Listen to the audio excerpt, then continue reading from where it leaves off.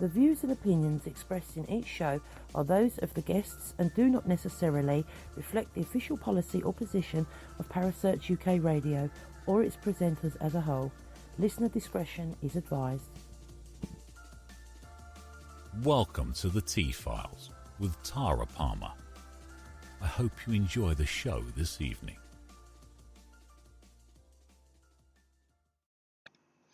Hello and welcome to the T-Files with me, Tara Palmer. This evening I'm going to be talking about the Winchester Mystery House. Now, the Winchester Mystery House is a mansion in San Jose in California, which was once the personal residence of Sarah Winchester, the widow of gun magnate William Wirt Winchester. It's located at 525 South Winchester Boulevard in San Jose.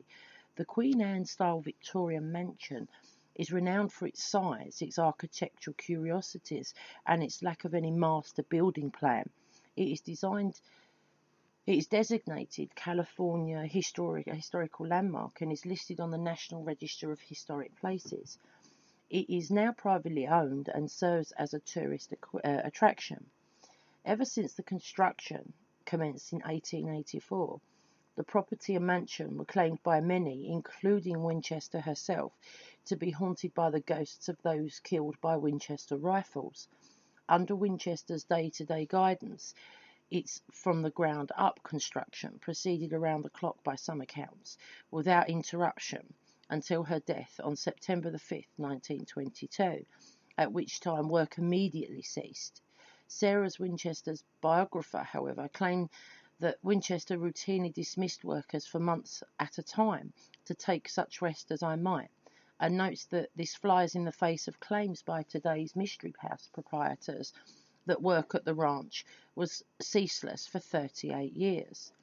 Now, if we are to talk about Sarah Winchester, her birth name was Sarah Lockwood Pardee, and she was the fifth of 7 children born to Leonard Pardee and Sarah Burns. There are no existing records or any other forms of factual information to establish Sarah's date of birth. Even the year remains unknown. The scarce information that survives from historical records indicate that her birth must have occurred somewhere between 1835 and 1845. At the time of Sarah's birth, the Pardees were a respectable upper-middle-class New Haven family. Her father, Leonard, was a joiner by trade whose shrewd sense of business found him moving up the ladder of polite society as a successful carriage manufacturer. Later, during the Civil War, he made a fortune supplying ambulances to the Union Army. Young Sarah's most distinguishing characteristic was that she was anything but ordinary.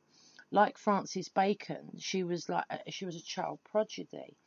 Moreover, by all accounts, she was also considered to be quite beautiful. By the age of 12, Sarah was already fluent in Latin, French, Spanish, and Italian languages. Furthermore, her knowledge of the classics, most notably Homer and Shakespeare, along with a remarkable talent as a musician, was also well noticed.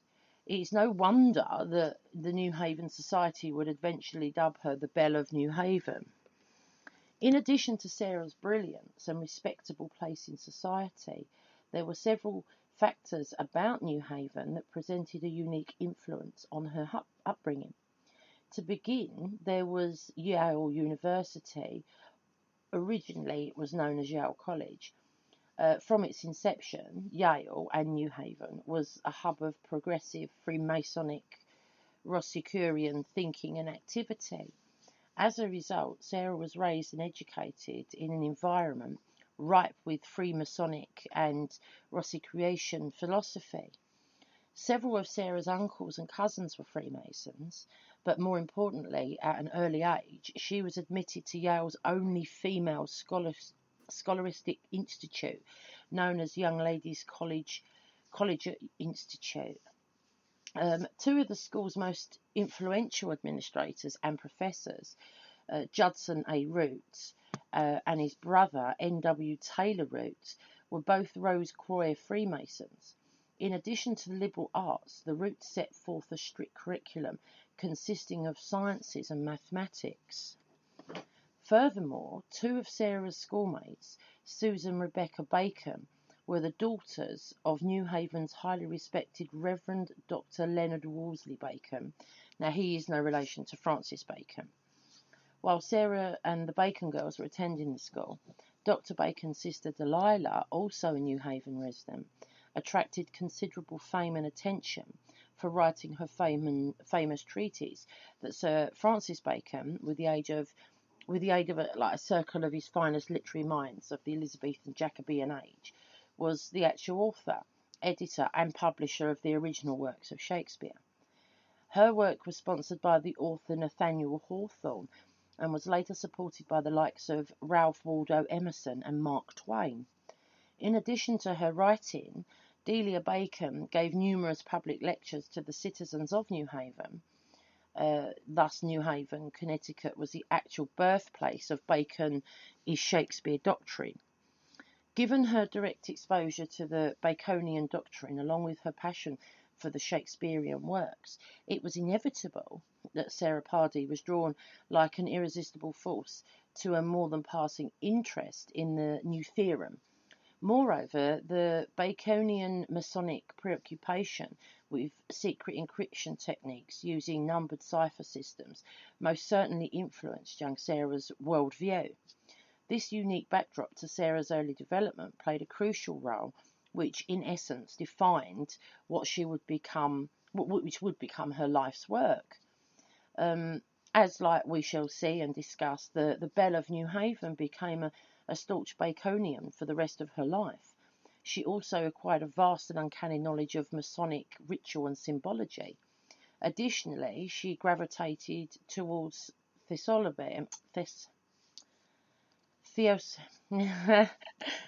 do this every week. There are certain words that are in my mind. I can hear them in my mind, but they won't come out of my mouth. No, it's not going to. It's spelled, I do believe, Theosophy.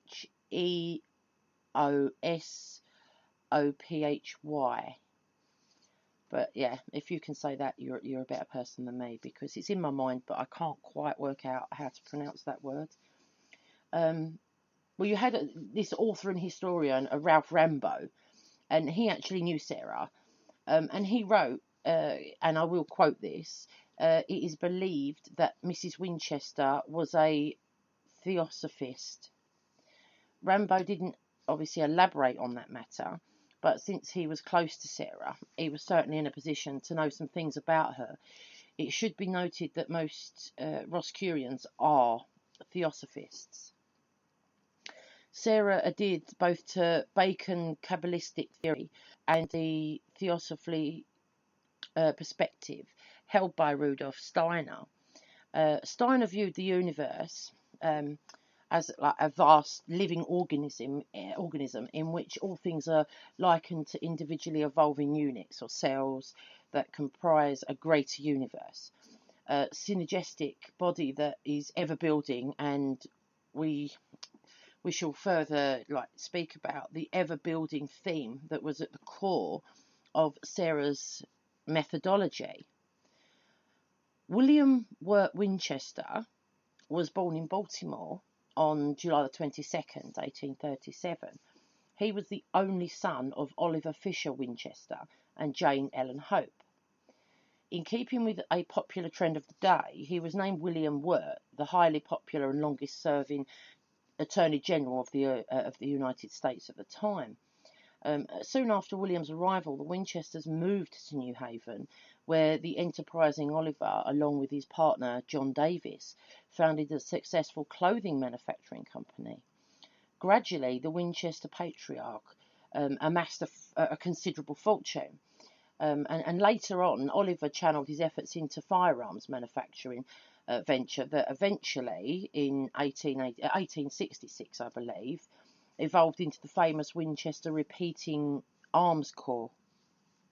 According to historical documents that I've looked up, the Winchesters and the Pardees were well acquainted. They were quite friendly, particularly through their auspices of New Haven's First Baptist Church. Additionally to this, Sarah Pardee and William's sister Annie were classmates at the Young Ladies' Collegiate Institute together as well. Not far away, William attended New Haven's Collegiate and Commercial Institute, another arm of Yale College. And this is here where William's teachers included N.W. Taylor Root, who was one of Sarah's instructors, and Henry E. Pardee, who was another of Sarah's cousins. Thus, young Sarah and William found themselves studying virtually the same curriculum under very similar circumstances. Moreover, like the Pardees, the Winchester family was not lacking in members who were Freemasons.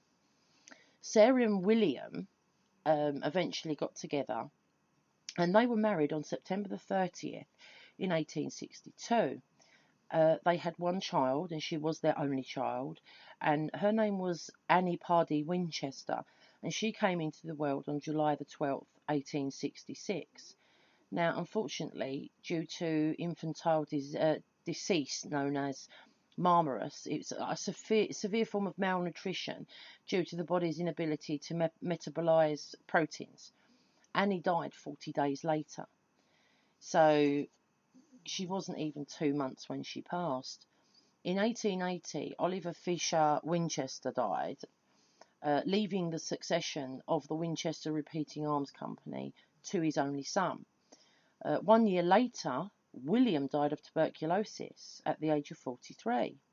The double loss of Annie and William was a staggering blow to Sarah.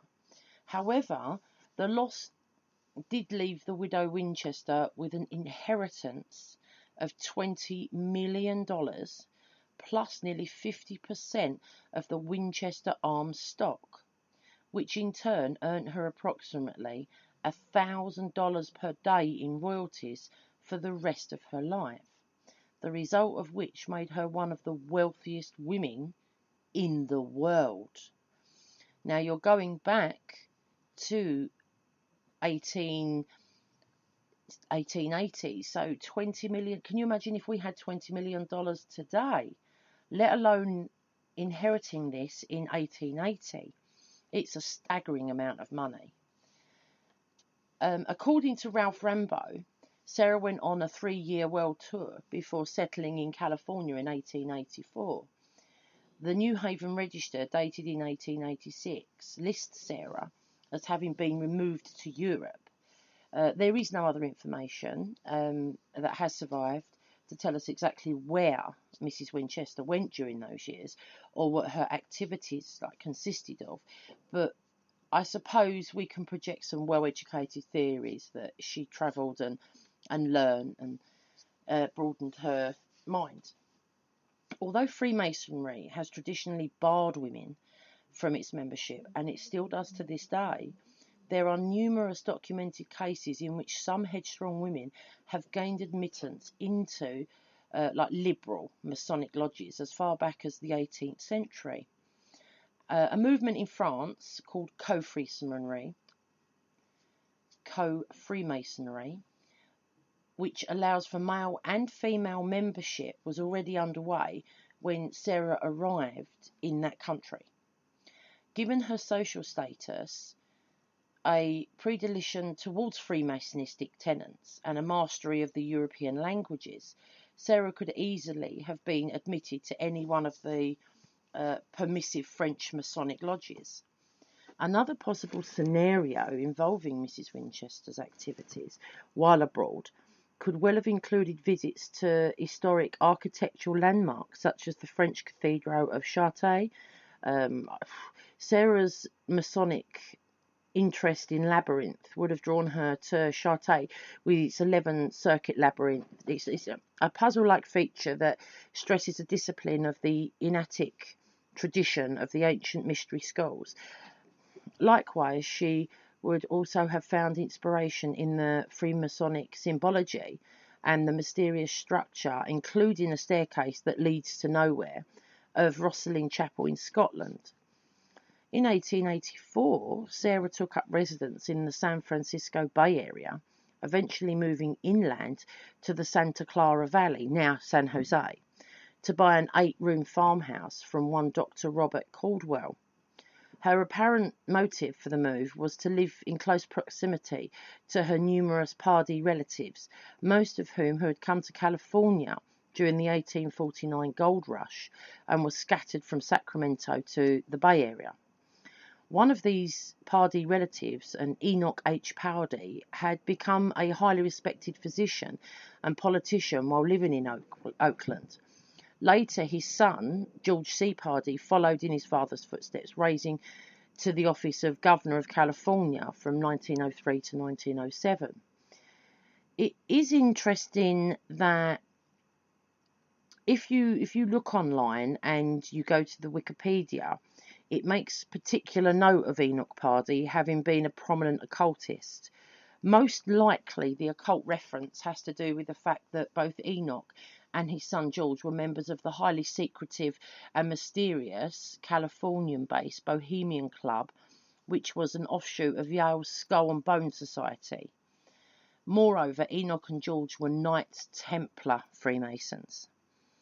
Also interesting is the fact that President Theodore Roosevelt, who was another member of the Bohemian Club, came to California in 1903 to ask Governor Pardee to run as his vice president candidate in 1904 national election. Now, he turned that down. During the same trip, Roosevelt attempted to visit Sarah Pardee Winchester. Again, President Roosevelt's offer was turned down, and he never met her. After purchasing Dr. Caldwell's house along with its 161 acres of farmland, Mrs. Winchester hired a crew of approximately 20 carpenters and began the implementation of a vast building project that lasted until her death 38 years later.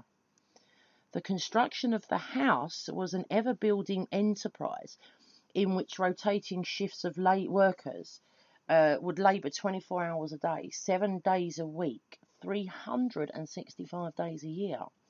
With Mrs. Winchester as its only architect, the house gradually mushroomed outward and upward, reaching a height of 7 stories in some places and encompassing 500 to 600 rooms. The 1906 earthquake reduced the house to 4 stories, and thereafter Sarah refrained from venturing any higher.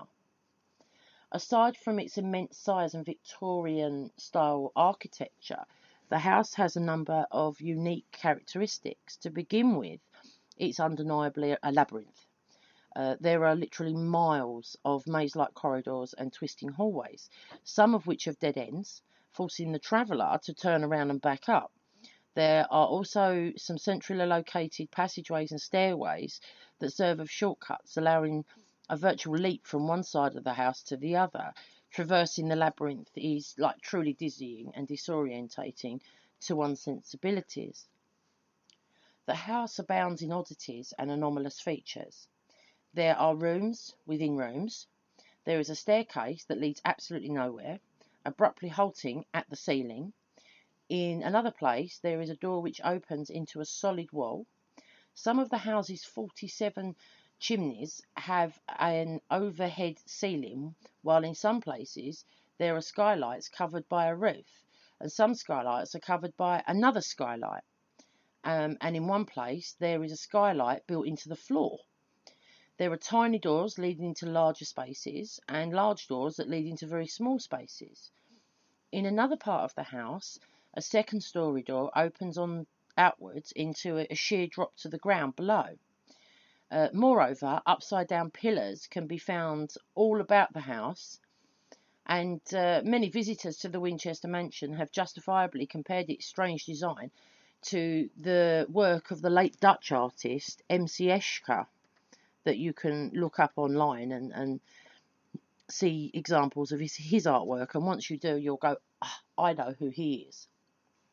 My son is 12 and has just covered this particular artist at school. Now, adding further to the mysterious features, the prime numbers 7, 11 and 13 are repeatedly displayed in various ways throughout the house, the number 13 being the most prominent. These numbers consistently show up in the number of windows in many of the rooms, or the number of stairs in the staircases, or the number of rails in the railings, or the number of panels in the floors and walls, or the number of lights in the chandelier, and so it goes on. Unquestionably, these three prime numbers were extremely important to Sarah and to Francis Bacon. Well ahead of her time, Mrs. Winchester employed many high-tech inventions of her day. She is believed to have been the first builder to use wall insulation within the walls. The house was lit with carbide gas lights that were supplied by its own gas manufacturing plant. Panels of electric buttons were used to operate the lights by means of mechanical strikers that caused the spark to ignite the various lamps. Sarah was also among the first to make use of a shower and elevators, two driven by hydraulics and third by electricity. Practically a small town unto itself, I suppose. The Winchester estate was virtually self-sufficient with its own carpenters and plumbers' workshops, along with on-premises water, electrical supplies and sewage drainage systems. And things like that. And news of Mrs. Winchester's death found her workers halting construction, leaving nails half driven into the walls. In accordance with her 12-page, 13-part will, signed by her 13 times, Sarah had an entire estate divided up in generous portions and distributed among a member of charities and those people who had faithfully spent years in her service. Her favourite niece and secretary, Marianne Marriott, oversaw the removal and sale of all of Sarah's furnishings and personal property. Roy Leib was Mrs. Winchester's attorney of many years. He'd been named in the will as executor to her estate. He sold the house to the people who in 1933 preserved it as a living museum today.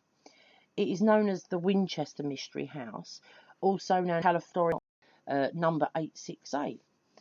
Although no mention has ever surfaced as to any specific guidelines or special instructions by which Mr. Leib would select a buyer for the property, one gets a distinct impression that Sarah wanted the house to stand intact and perpetually preserved. And so it does. I'm just going to go for a quick break and I will be back very shortly. Hello and welcome back to the Tea Files with me, Tara Palmer. This evening I'm talking about the Winchester's Mystery House in San Jose, who was built by Sarah Winchester, and some who claim that the house was built by the spirits. Not literally, of course, but for reasons that are explainable. According to legend, Mrs. Winchester enacted a nightly seance to help with the building plans and for protection from bad spirits. Now, while she sometimes dropped simple sketches of the building ideas, there were never any blueprints or building inspectors. In the morning, she would meet with John Hanson, who was her foreman, and go over the new changes and additions and things like that. And during the early years of construction, this resulted in some awkward and impractical concepts, such as columns being installed upside down, though some suggest this was done deliberately to confuse the spirits. But this is how the Winchester Mystery House became known as the house built by spirits. John Hanson stayed with Mrs. Winchester for many years, redoing scores of rooms, remodelling them one week and tearing them apart the next. It is doubtful whether Mr. Hanson ever questioned Sarah, but Sarah may have been trying to confuse evil spirits or simply making mistakes, but there were no budget ceilings or deadlines to meet, so this wasn't a problem. This resulted in many features being dismantled, built around, or sealed over. Some rooms were remodelled so many times it was unbelievable. It's estimated that 500 to 600 rooms were built, but because so many were redone, only 160 remain. This naturally resulted in some peculiar effects, such as stairs that lead to the ceiling, doors that go nowhere, and that open onto walls, and chimneys that stop just short of the roof. Once a room was completed, and most importantly, not targeted for further alterations, it was adorned with some of the best furnishings money could buy. Mrs. Winchester appreciated beauty, and she was a woman with exquisite taste. Freight cars loaded with gold and silver plated chandeliers, imported Tiffany art glass windows, then valued up to like $1,500 each. German silver and bronze inlaid doors at twice that amount. Swiss moulded bathtubs, rare precious woods like mahogany and rosewood, and countless other items were docked onto a side track at San Jose. Everything would then be transported to the house, where much of the material was never even installed. At the time of Mrs. Winchester's death in 1922, there were rooms full of ornate treasures still waiting to find a niche in the massive house. Among the most remarkable features of the house are the parquet floors. One craftsman worked for 30 years doing nothing but building, installing and tearing up the floors. They are made of mahogany, rosewood, teak, maple, oak and white ash, arranged in impressive mosaics. Mrs. Winchester's favourite bedroom, the one in which she died, had a notably special floor. It is laid so that the sunlight streaming through the windows appears to change the dark strips to light and then back again when viewed from the opposite end of the room. Though Sarah could be frugal in her approach to building, at times she was extravagant, as one person could be. The mansion's dazzling art glass windows are a good example of her exquisite taste. Many were made in order in Austria and imported by Tiffany's of New York. They are spectacularly designed, utilising both concave and convex glass frames inset with glittering jewels. Mrs. Winchester herself designed the special daisy and spiderweb patterns that are embedded in many of the windows. The daisy was her favourite flower, and some believe the spiderweb pattern had a special occult meaning for her. The finest cabinet makers toiled for years using richly polished woods to create built-in chests with deep drawers and tremendous bins and lockers. Inside were stored the rarest satins and silks, hand-embroidered linens from China, Ireland, even the Philippines, and bolt upon bolt of elegantly woven cloth from Persia and India.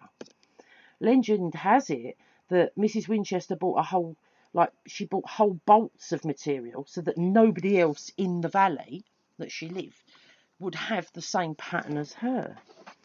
Because of the mansion's immense size, it contained 47 fireplaces and 17 chimneys.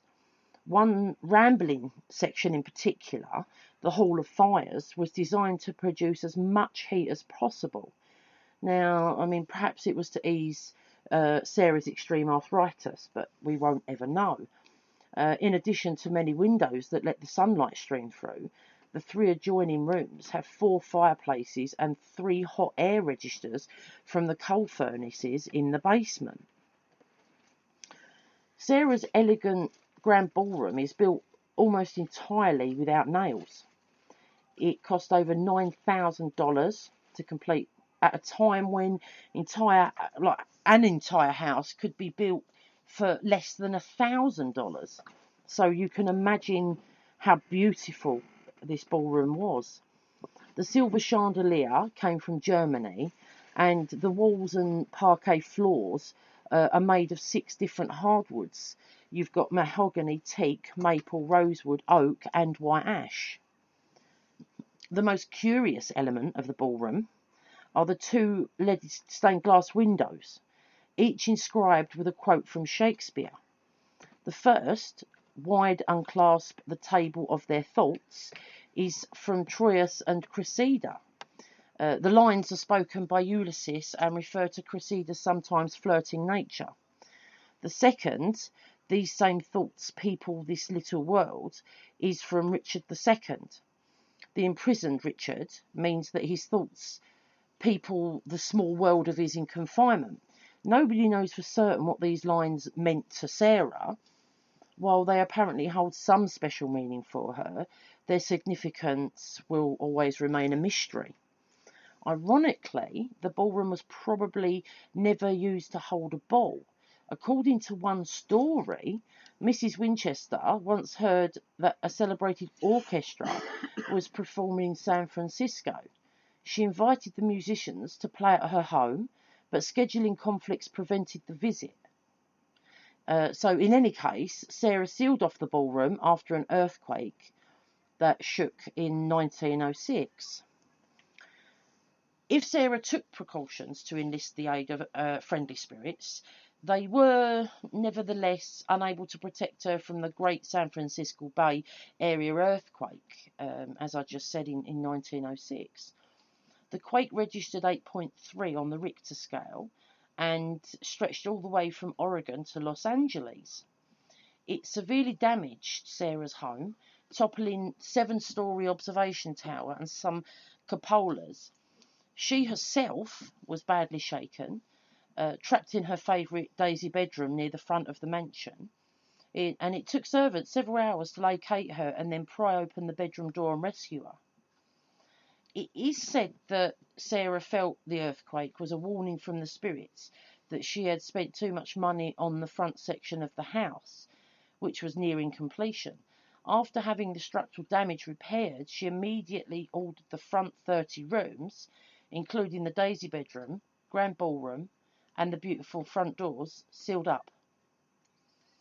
The heavy ornate front doors, which had been installed just prior to the earthquake, had only been used by 3 people, Sarah and the 2 carpenters who had installed them. The outside of the mansion received nearly as much care and as attention as the inside. The cast external facade is bursting with Queen and Victorian architecture features like turrets, towers, curved walls, cupolas, cornices, and balconies, and they're all outlined with finely detailed trim work. When viewed from different angles, the towers, some topped by ornamental spires, and that they're called finales, give the house a castle-like appearance. Now, we will never know for sure if Sarah built her house to accommodate the spirits, but over the years, the stories that have been made have come down that she believed her life was unavoidably affected by departed souls. Presumably, she wanted to be friendly with the good spirits and avoid the bad. And the way to be friendly with good spirits, it seemed, was to build them a nice place to visit. According to this theory, Mrs. Winchester accommodated the friendly spirits by giving them special attention. For example, it is said that there were only 3 mirrors in the entire house at the time of Sarah's death. Legend has it that spirits hate mirrors, since the sight of their reflection causes them to vanish. Now, I personally have never heard this theory, but back in Victorian times, they had their own thoughts and theories. And this is why Sarah's servants and secretary reportedly only used hand mirrors or went without. The mansion also contained a profusion of light sources, from gas jets and countless candles to electric light bulbs. Supposedly, spirits feel conspicuous and humiliated by shadows, since they cannot cast their own. Now, was Sarah making a special effort to please her spirit companions? In any case, for nearly 38 years, the round-the-clock sawing, sanding, hammering at Sarah's home never ceased, not even on weekends or holidays. It was never a rush job. So, Sarah had all the time in the world, at least all the time she needed to maintain a steady pace. With her financial freedom as well, she was content to honour whatever whims came from her imagination and from the spirits she believed were guiding her. Bizarre explanations of how Mrs. Winchester had lived obviously flourish even now. Many long-term employees became very superstitious over the years and even believed that Sarah could walk through solid walls and unopened doors. She did, in fact, have elaborate spying features built into the house to keep an eye on her servants. There are also stories of how she sometimes appeared noiselessly behind them to watch them work. Sarah was renowned for her memory. She knew the location of every item on her estate and kept track of it all, even down to the last screw. After her death, a workman told of the time he was asked to repair a gate, which he did using 6 coloured screws from one of the storerooms. Later, when Sarah discovered the screws were missing and asked if he knew where they were, she reportedly said, "Those screws were gold-plated. I was saving them for something special. Let's use something cheaper." But Sarah's occasionally tested the loyalty of her help. Once she told a painter to paint the walls and ceilings of an entire room with red enamel. 3 days later, she had him repaint the same room white. Another time, she was trying to decide which of 3 applicants to hire as a new gardener. She asked each of them to plant a row of cabbages upside down. The first did so without saying anything, and the second refused her request.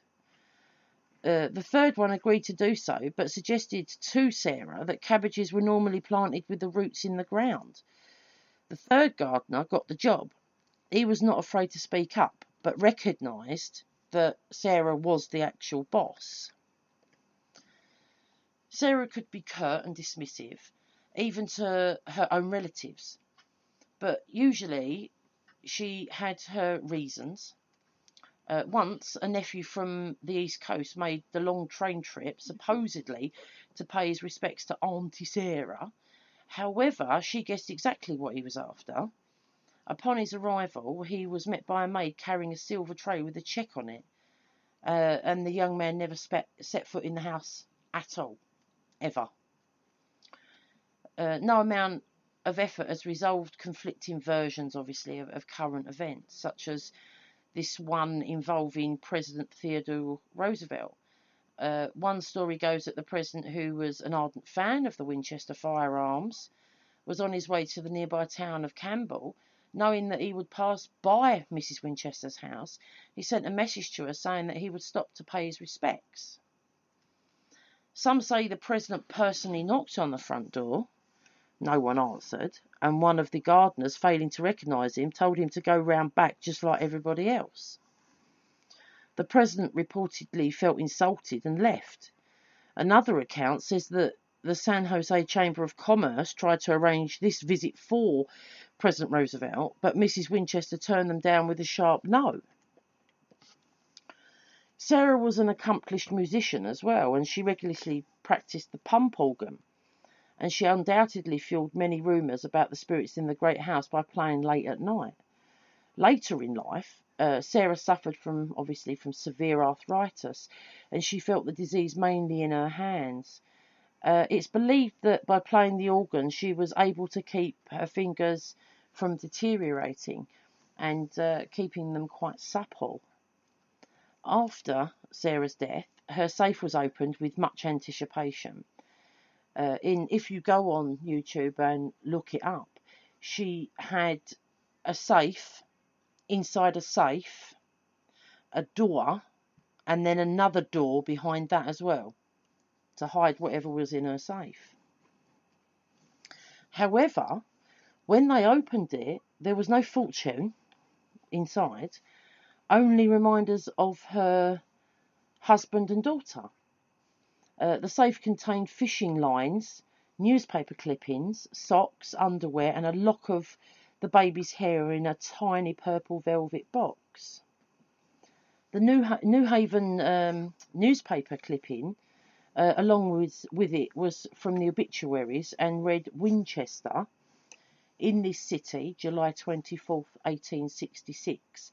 Annie Pardee, infant daughter of William Wirt Winchester and Sarah L. Winchester." There may be a real treasure hidden away in the Winchester mansion. At one time, Sarah enjoyed the finest vintage wines and liqueurs, but one evening when she went down to the wine cellar to locate a special bottle, she came across a black handprint on the wall. It was most likely a dirt smudge left by a workman, yet she took it as an omen and ordered the cellar up. This cellar has never been rediscovered, which means that there might still be spirits in the Winchester house, if only the intoxicating kind. It's been said that Mrs. Winchester slept in a different bedroom every night, supposedly in order to confuse evil spirits. Some say that she also held special dinner parties for her spirit friends. Legend has it that she would serve her phantom guests in gold plates, offering them dishes like caviar, truffles, and pheasant stuffed with pate. Now, on the other hand, this theory might have just come from rumours about the mansion's well-fed servants, so we don't know that either. Though Harry Houdini, is the most remembered for his magic shows and his feat as an escape artist, but he also devoted much of his time to exposing fraudulent practices by mediums. In 1924, on one of his many lectures and magic tours, he stopped in for a private midnight tour and séance at the Winchester house. Unfortunately, the results of his late-night excursion have been lost to time, but his visit was written about in the Portland, Oregon Daily Journal in 1924. I'm unsure if you can find this particular article on the internet or not. So I'm ever so sorry about that, but I personally haven't had time to look it up. Over the years, many people have occupied the massive home, whether it the caretakers or as students of psychic phenomena. Brent Miller and his wife were caretakers of the mansion from 1973 to 1981. He reported several odd incidents, like hearing someone breathe in an empty room, hearing footsteps in the bedroom where Mrs. Winchester had died. One night, he was awakened by the sound of a screw being unscrewed, then hitting the floor and bouncing onto a carpet runner. He jumped out of bed and explored the house, but he found absolutely nothing. In another incident, a friend of Miller's came over one New Year's Eve and took pictures of the house with a brand new camera. When the film was developed, there was a picture of moving lights and a ghostly figure of a man in coveralls or overalls. Only one negative produced this image, and the rest of the film was normal. So that, again, was also unexplainable.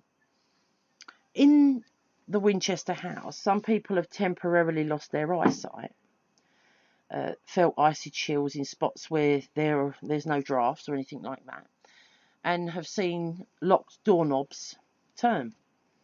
Researchers of the paranormal have spent the night in the house, employing their special skills to investigate these claims and dispel any mild rumours. Now, 5 researchers from the Nirvana Foundation, a psychic research institute in California, they spent the night in the mansion setting up electrical equipment to record any psychic or occurrences. Definite organ and sounds were picked up by the tape recorder, and while walking through the house, the entire group saw moving lights with their naked eye. 2 members of the group, psychic investigators Sylvia Brown and Antoinette May, claimed to see great balls of red light in Mrs. Winchester's bedroom. Brown also described 2 spirits, a man and woman, watching the group across the room. The clothing they wore was it was appropriate to the time of Mrs. Winchester, and it was thought that they might be the spirits of departed servants. On Halloween in 1975, Jeanne Borgen, one of California's foremost psychic investigators, conducted a midnight séance in the bedroom where Mrs. Winchester died. The results were reported by Alvin T. Guthertz in the magazine Psychic World. Now, I've looked this up, and there's a quote, and it goes, "Suddenly it appeared as if Mrs. Borgen's face had somehow aged. Her hair appeared grey, and deep lines creased her forehead. She felt staggering pain and was unable to walk. It was as if she was having a heart attack, and as she started to fall, she shouted, 'Help me! Someone get me out of here!' Now, Jeanne Borgen awoke a short time later. Her breathing was then back to normal. The pain, or what seemed like pain, was gone. She was like, she said she was an overwhelming woman, a powerful woman, and she claims she felt a tremendous build-up of energy around her and in the room. Also, I mean, whether or not anyone believes in Mrs. Winchester's superstitions about spirits, it's harder to dismiss occurrences of the number 13 throughout the house. Many windows have 13 panes, and there are 13 bathrooms, with 13 windows in the 13th bathroom. There are also 13 wall panels in the room prior to the 13th bathroom, and 13 steps leading to that bathroom. The carriage entrance hall floor is divided into 13 cement sections. There are even 13 hooks in the seance room, which supposedly held the different coloured robes that Sarah wore while communing with the spirits.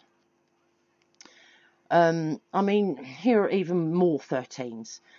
She had 13 rails by the floor level skylight in the South Conservatory, 13 steps of many of the stairways, 13 squares on each side of the Otis electric elevator, 13 glass cupolas on the greenhouse, 13 holes in the sink drain covers, 13 ceiling panels in some of the rooms, and 13 gas jets on the ballroom chandelier. Sarah had the 13th one added, as that would have had a 12, but she chose to have the 13th one added. Just like the original construction, restoration and maintenance work at the Winchester house never stops. The actual amount of material required is absolutely staggering. For example, it's over 20,000 gallons of paint to cover the exterior, and by the time the workers are finished, they have to start all over again. Continuous work is being done on the massive structure, obviously, with carpenters, painters, gardeners, and they all toil and work away just as they did during Sarah's day. The sons and grandsons of Mrs. Winchester's original employees have been some of these workmen as well. The restoration work is obviously very demanding. Each curved shingle has to be hand cut before being nailed down onto a turret. All of the doors and windows have to be specifically shaped and angled. There's not one square corner in the house that a craftsman hasn't been working on over the years that Sarah has gone. A single room can take months to perfectly redo. The hardware, which would be Victorian fixtures, mouldings and other materials, have to be specially ordered or manufactured on the spot to match the originals. Fortunately, Sarah had a substantial supply of replacement materials on hand, such as windows with magnifying glass, priceless Tiffany doors, rolls of beautiful Lincrusta wall coverings imported from England. Almost everything will be restored, although you can find spots within the home where the cracked plaster hasn't been fixed after the 1906 earthquake. This has been left on purpose. It's like a frozen moment in time to show people how the house actually looked when Mrs. Winchester lived there. An ongoing search continues for fine examples of period finishing similar to what Sarah herself would have used. Her original furnishings were auctioned off after her death and have never been recovered, sadly. The job overseeing the restoration is obviously it's a painstaking one. The historical accuracy of every project is researched and approved by the Restoration Board of Directors. The Winchester House receives no funds from any government agency or anything like that, and the continuous restoration and maintenance programs are funded entirely from tours, cafes and gift shop revenues where the home is open. Since 1973, millions of dollars have been invested to ensure that this unique landmark will be preserved as the premier showcase of the Santa Clara Valley's gracious past. On that note, I'm going to have a short break and I will be back very shortly. Thank you for listening.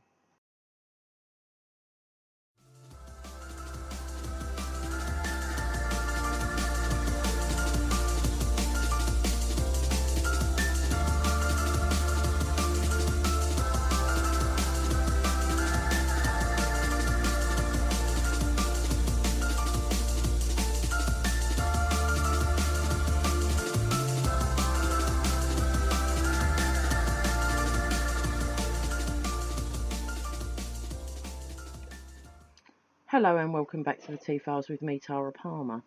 We're talking about the Winchester House in San Jose.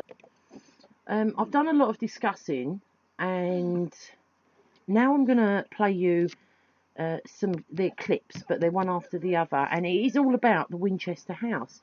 And I thought that you might find this interesting because it's more of a in-depth, it's not a documentary. It's not as long as a documentary, but it is in several parts. So I hope you enjoy what I'm going to play, and I'll be back straight after.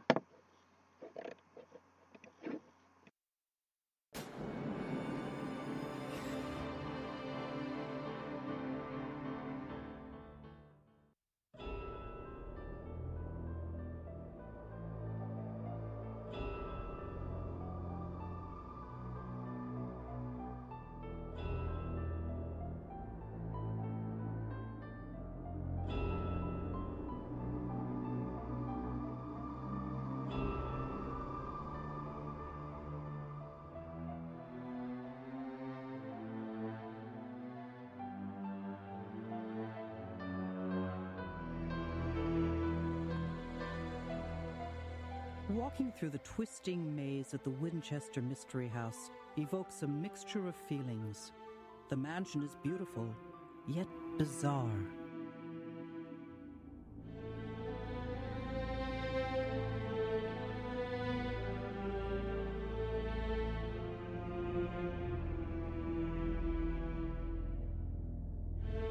More questions arise than answers. Was it madness? Or was it misguided genius that drove Sarah Winchester to build obsessively until the day she died?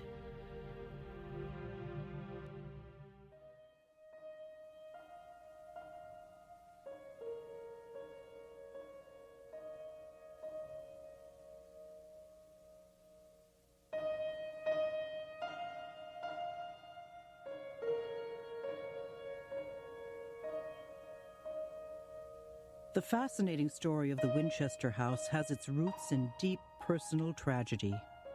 After losing her infant daughter Annie to a childhood illness, and 15 years later her husband to tuberculosis, Sarah was consumed by grief. Living on the Eastern Shore at the time, the bereaved Sarah visited a Boston medium to help ease the pain of her tragic losses. Sarah's deceased husband, William Wirt Winchester, was the munitions baron who produced the Winchester repeating rifle, also known as the gun that won the West. The medium is said to have explained to the wealthy widow that her misfortune, as well as her fortune, were the result of the countless lives lost to the Winchester rifle. Sarah would bear the wrath of those spirits unless she took precautions. The remedy? Sarah was to make her surroundings attractive to kindly spirits, who in turn would keep the evil spirits at bay. She was to build a house on which work would never cease, and as long as this occurred, she would live eternally. So, in 1884, Sarah traveled to California, purchased an 8-room farmhouse in San Jose, and began the work that would never stop until the day she died. She hired 22 carpenters who built 24 hours a day for 38 years.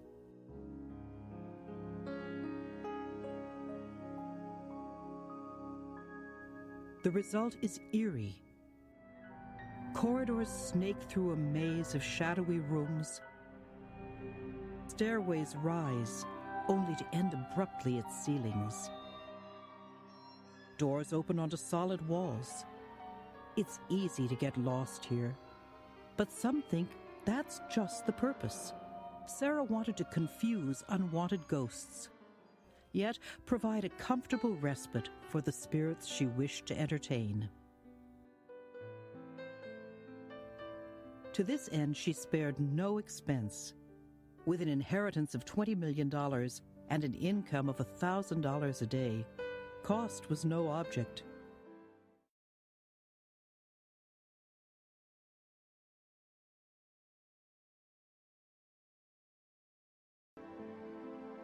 turn-of-the-century opulence is evident everywhere. Priceless Tiffany windows compete with sculpted English wallpaper for splendor. Rich hues of African mahogany, rosewood, and teak shine in the delicately carved woodwork. A full staff was required to keep the estate running. In addition to the carpenters who built and rebuilt at their boss's pleasure, Sarah also hired 20 domestic servants and 18 gardeners to cultivate the grounds. One of the gardeners' first tasks was to plant a 6-foot cypress hedge to conceal the estate from curious neighbors. Sarah paid her workers more than twice the going rate, yet she also fired them over the slightest disagreement. Those who stayed on learned to cater to her whims. One of those whims was that she would under no circumstances be seen without her veil. This photo, taken secretly, was surely an exception. Sarah cloaked herself in mystery, and it is the eccentric qualities of the mansion that attract thousands of visitors today. The number 13 abounds.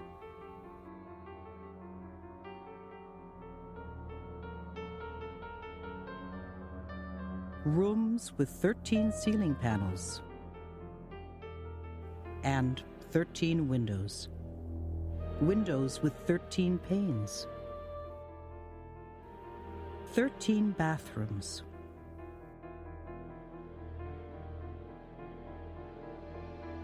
A glass window with 13 stones in a spiderweb pattern.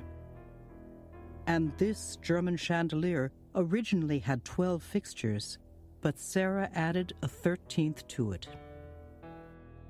Seemingly unmysterious was the bell tower. It was known to toll at noon and 5 p.m. to summon workers to their meals. Yet, neighbors claimed that at midnight, the bell would toll again to summon Sarah to her nightly seance.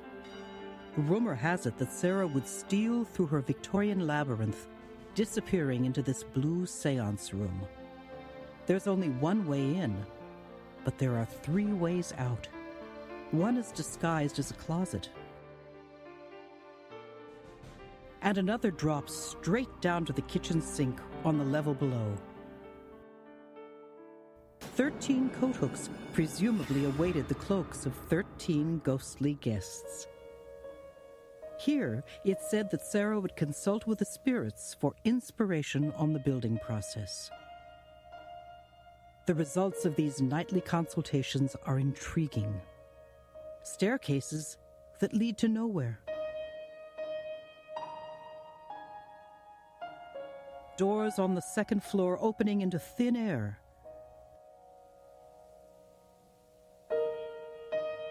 Storage cabinets with 1/2 inch of storage space. And skylights emerging from the floor. When Sarah left the seance room, she would select one of the mansion's 40 bedrooms. Sleeping in a different bedroom each night, Sarah was able to confound the evil spirits. But it must have proven confusing for Sarah's 20 domestic servants as well. Sarah found the solution in a servant call system, or annunciator. With it, her servants could quickly determine her whereabouts when she called. In fact, the annunciator is just one of the many innovative devices that Sarah integrated into the mansion. Others include carbide gas lights that were fed by the estate's own gas manufacturing plant. A specially designed window catch proved very practical. It was patterned after a Winchester rifle trigger and trip hammer. And an inside crank used to open and close outside window shutters eventually became the popular norm. Sarah is said to have patented this innovative porcelain laundry basin with its molded-in soap tray and washboard, although no record of this patent has been found. And in the North Conservatory, the slanted hardwood floors were removed when plants were watered. The runoff was captured and directed through a series of drain pipes to the garden below. So in addition to her otherworldly leanings, Sarah also had a very practical nature. In fact, some of the architectural oddities in the mansion could have practical explanations as well as mystical. For example, the odd switchback staircase that has 7 flights with 44 steps rising only 9 feet. Sarah requested the 2-inch easy risers to accommodate her arthritic condition. And the low ceilings and doorways may evoke claustrophobia in some, but they were plenty tall to allow the small Sarah an easy passage. The grounds also provide testimony to Sarah's ambiguous personality. The opulent, the mystical, and the practical are all present.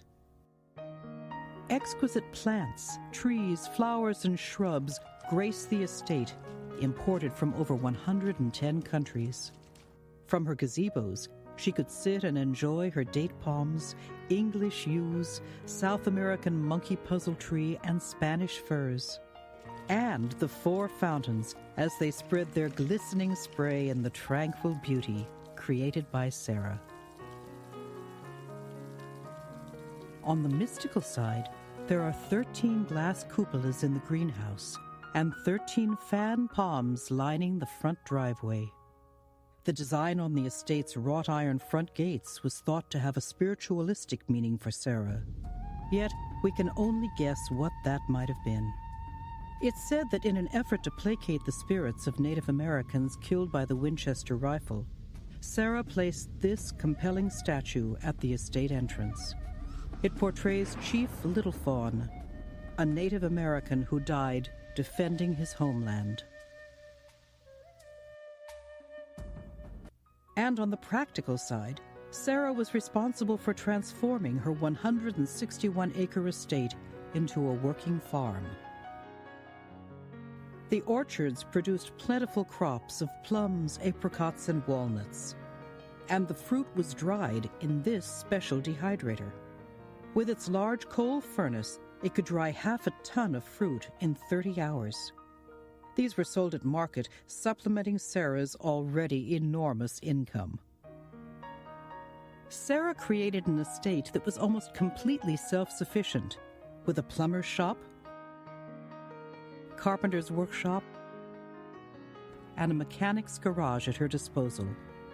The 35-foot water tower housed the main water supply for the estate with a 10,000-gallon storage tank. An elaborate drainage system carries water through miles of pipe, connecting collection basins and cisterns around the mansion. It's still in use today. Unlike most homes of this era, the mansion had electricity for lighting, for several well pumps, and for the Otis electric elevator. The electricity was produced by an electric generator fueled by gas pumps. And in the days prior to electricity, Sarah's gas manufacturing plant pressed gas through the lines into the house by means of a large piston and cylinder. And for heating the mansion, a huge coal furnace in the basement was kept running night and day. This iron grate is part of the innovative gravity-fed air heating system that Sarah had installed, in addition to the radiators and 47 fireplaces that helped maintain the warmth Sarah required for her arthritis.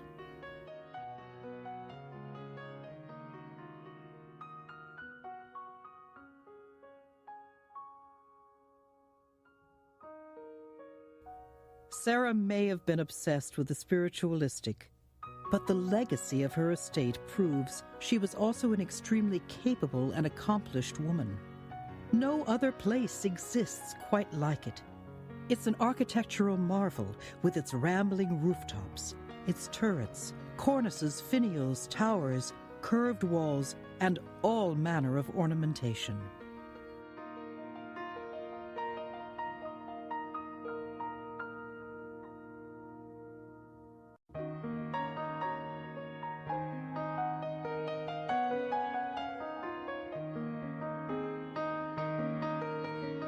The front entrance is adorned with beautiful mahogany and leaded glass doors, but sadly, no one ever used it. It's rumored that President Theodore Roosevelt came to call at these doors in 1903. But story has it that he was asked to use the servants' side entrance instead, and he refused and left in a huff. On the interior as well, Sarah spared no expense on finishing touches.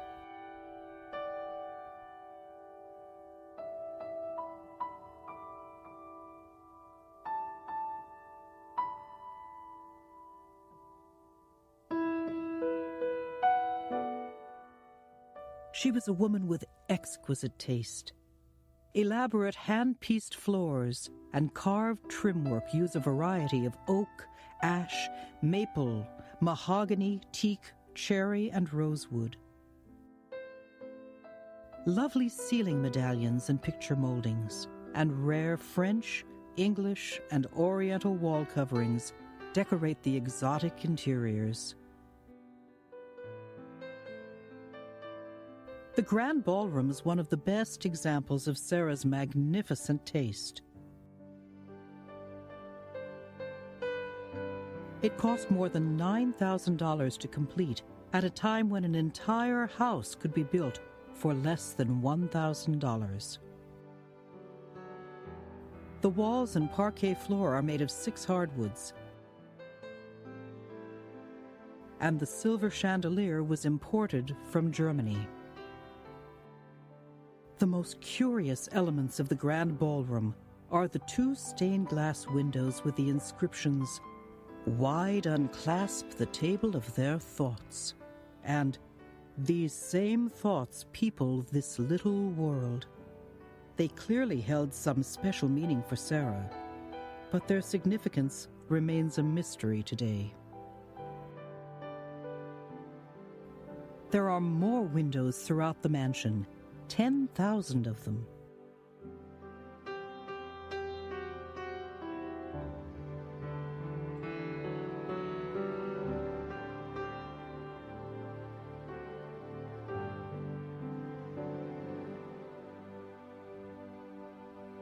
Some were custom designed in intriguing shapes, including triangles. Frames were hand-carved, and sometimes these beautiful windows were set in inconspicuous hallways where no light would ever pass through them, like this Tiffany window, which cost Mrs. Winchester $1,500.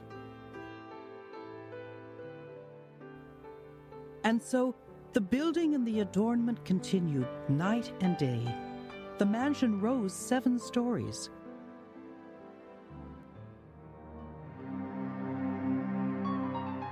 But then the top 3 toppled in the San Francisco earthquake of 1906.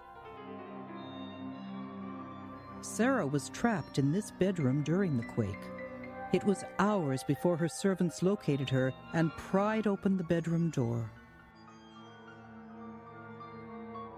Sarah was determined the spirits were trying to tell her she had spent too much money on the front part of the house, so she immediately ordered the front 30 rooms boarded up, including the magnificent front entrance and the Grand Ballroom. Yet nothing could daunt the widow's determination, not even an earthquake. And she kept right on building. Sarah had an interest in art glass, and experts say that her collection is one of the finest and largest in the world. Unfortunately, many of her beautiful pieces were never installed. On September 5th, 1922, all construction came to a stop as workers learned of Mrs. Winchester's death.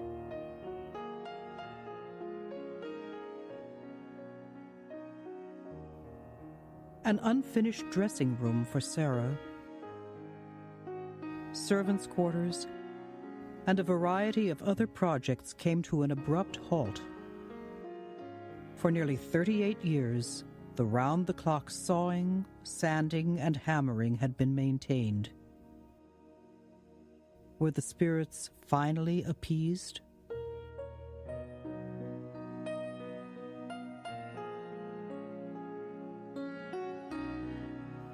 We have no way of knowing for sure. We do know, however, that though the 160-room mansion has its mystical uncertainty, its labyrinthine passages, and its confusing construction, Sarah Winchester's estate is one of the finest examples of Victorian craftsmanship to be found. And with people coming from all over the world to see her life's work, Sarah Winchester has, in some strange way, achieved her dream of eternal life.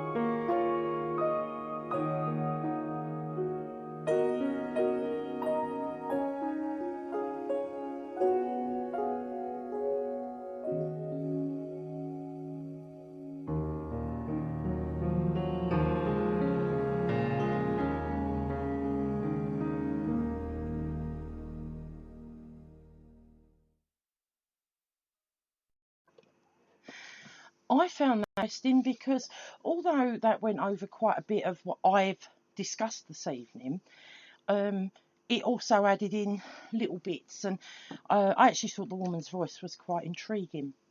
You can find those particular clips on YouTube because when I do my research, obviously I look up certain websites, and I also go and have a look at what's on YouTube to see if I can get some little clips and that to share with you.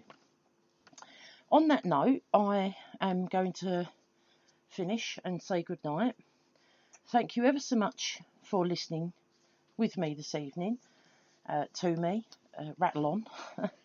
And hopefully I will see you next Monday at the same time.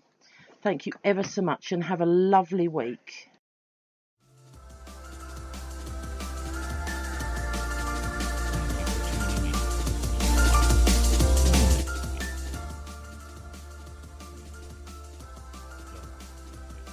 Thank you for tuning in to the T-Files. More next week. Same time, same place. Don't be late.